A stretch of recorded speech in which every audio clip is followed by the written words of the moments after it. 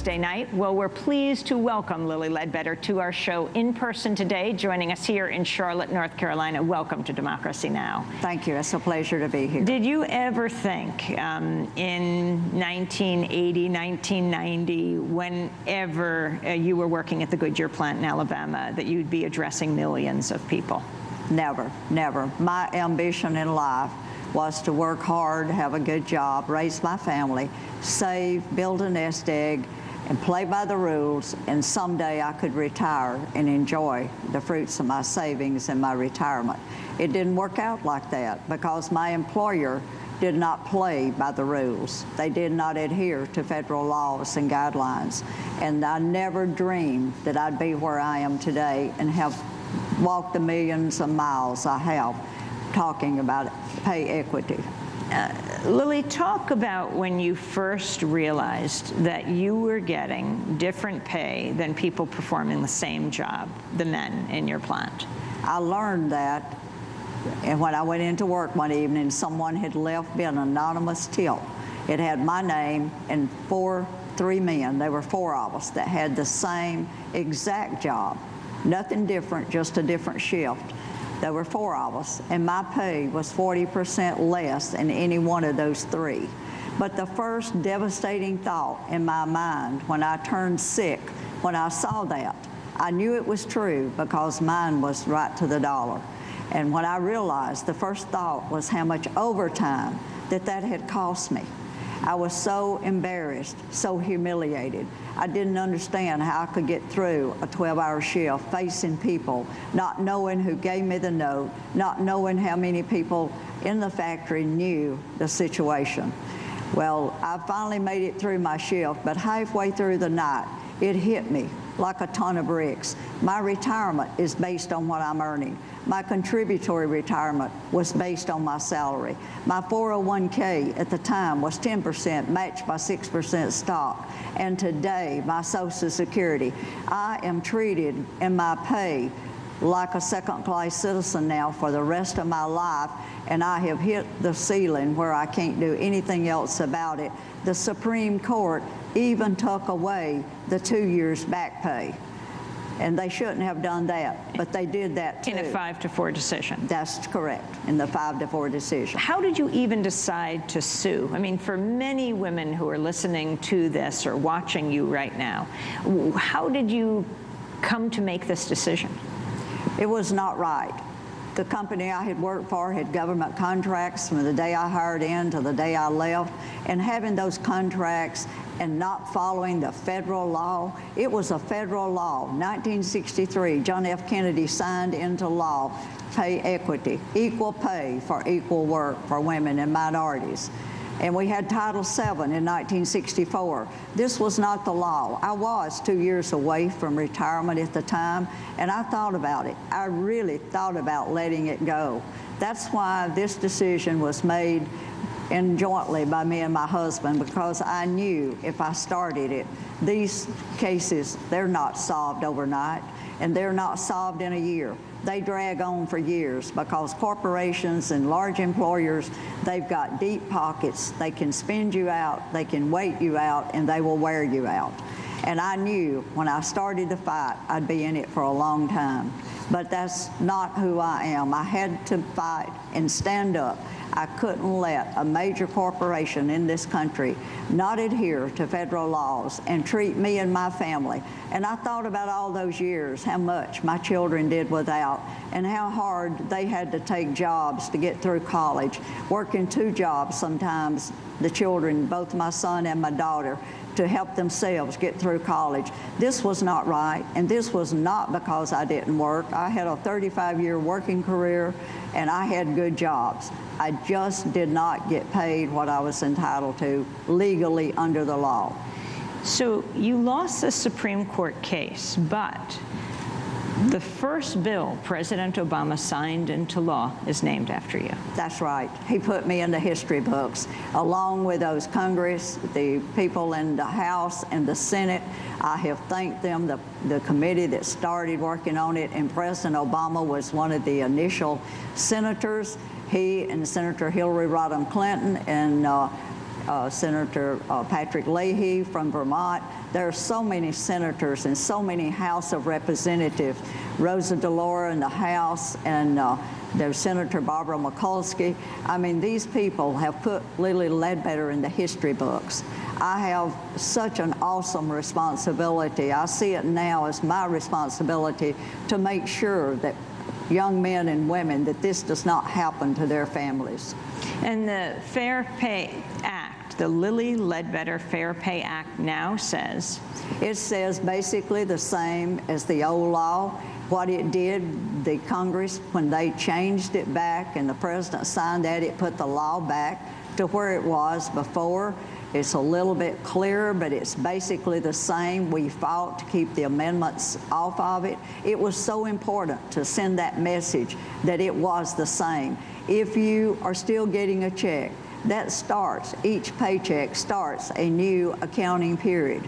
And you have 180 days in any state in this country to file your charge once you find out.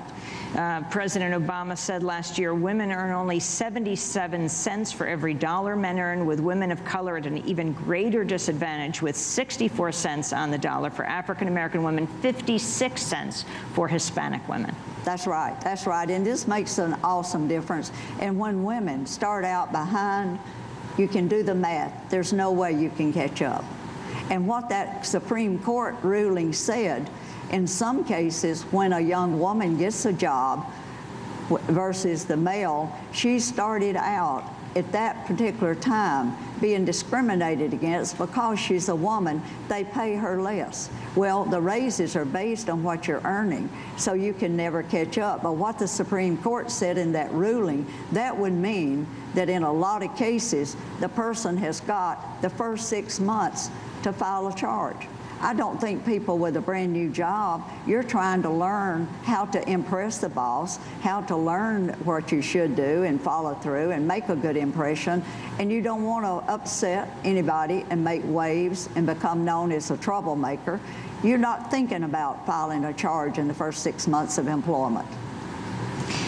You are being cited all over this country. What do you say to women, young and old, on the factory floor or in a managerial position? What do you say? How do they find out this information to be even able to start to challenge their pay? It's very difficult. I'm trying to get people across the country to understand how critical paycheck fairness is. Had that been the law in my day, and I could have, and I aggressively tried to find out where I stood with Goodyear. In fact, they said they wished I had come to them first. I did, and when I asked my immediate boss how I stood with my peers and how I rated and how was my income and how could I get it up before retirement, he said, "You're listening to too much BS from the men." Now, this is not, and he walked out of the office and left me. So he would not respond. I could not get an answer. But I tell young women and men today to make sure they understand where they are. And a lot of the employers today will let you know that, but there are still some who don't want to let people know what each employee is making. Do you know who left you that tip that night? I have no idea. It could be a janitor, it could be a former boss, it could be a coworker. I have no idea. Someone came across that information and left me that tip. I wanted to turn to a clip of one of last night's keynote speakers, the senatorial candidate from Massachusetts, Elizabeth Warren. People feel like the system is rigged against them. And here's the painful part. They're right. The system is rigged. Look around. Oil companies guzzle down billions in profits. Billionaires pay lower tax rates than their secretaries. And Wall Street CEOs, the same ones who wrecked our economy and destroyed millions of jobs, still strut around Congress, no shame, demanding favors and acting like we should thank them. Does anyone here have a problem with that? Yeah, well, I do too.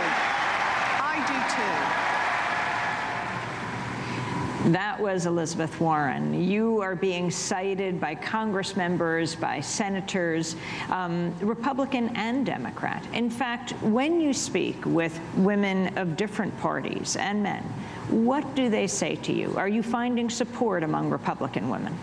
I do. In fact, I started out not being publicly a Democrat. In fact, I went to the convention in '08 in Denver, like Ron Reagan did for John Kerry, not endorsing Obama, because the people I was working with, the nonpartisan groups, felt that in Washington that I could get more Republican support if I did not come out publicly. But when I walked out on that stage that evening and I gave my 4.5-minute speech, and the emotion in the audience, I walked off and endorsed him. We did get Republican support. We had Olympia Snowe from Maine, Senator Snowe. We had Senator Collins from Maine. Both of those two senators were co-workers on the bill, and this is so clear-cut. It's a no-brainer. This is a no-brainer. This is American families. This is not Democrat. It's not Republican. This is a civil rights. It's a human American right. And that is a no-brainer. If we don't get these women and minorities paid, this country will never come up where we were at one time. And this is critical, because the women who are struggling, and now I find in traveling the country, so many women, senior women, are in the poverty level, and their children are having to move them in their homes when their husbands die. Not because those women didn't have a long working career and didn't work hard. It was because their employer chose not to give them a decent retirement or pay them a decent wage, so they draw a good Social Security. Finally, how important was the support of your family, of your children and your late husband, who just died in December? Critical. Very, very critical. I tell the audiences today, when you start a fight like this, you need 3 things. First, you've got to be a strong individual, because you will really find out who your true friends are, and you will find a lot of people are very critical of when you stand up. But that's so, it's like one of the speakers said last night, doing the right thing sometimes is not easy. But it's very critical. You've got to have family support. You've got to have that. And the third thing an individual needs, you need a strong faith. You need a man upstairs. And I have relied on my Christian faith, because that determines, and it's opened so many doors. I've been places that I didn't see how I would make it to where I was supposed to be, but God opened that door. This is meant to be. This was something that I think that was destined to happen, and it has really given me a ministry to do. Lilly Ledbetter, I want to thank you very much for being with us. Lilly Ledbetter is the namesake of the Lilly Ledbetter Fair Pay Act, the first bill signed into law by President Obama. She addressed the nation and the convention this week here in Charlotte, North Carolina.